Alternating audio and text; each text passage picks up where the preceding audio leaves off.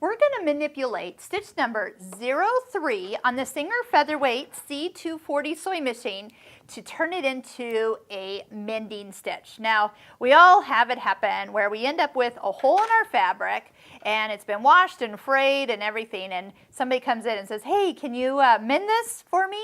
Quick, Mom, please.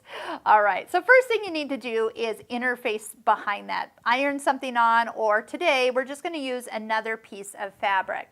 Next, when you actually use this particular stitch, you want to have it as wide as possible. So let's go ahead, and it starts at 6, so let's go ahead and make it all the way up to a width of 7.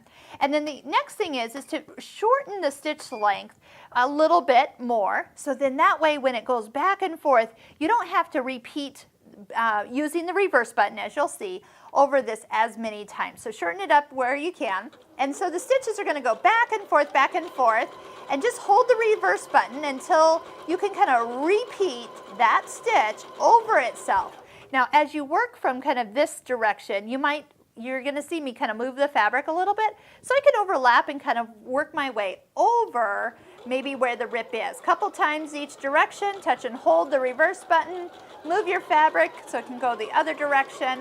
Of course, you would have your thread and your fabric all matched up, but you really can just recreate a nice held together area just by stitching back and forth lots of times. Let's take a look and see. And I know that kind of looks just messy, but remember, if that thread matched, you would have a very secure area where you had a hole before.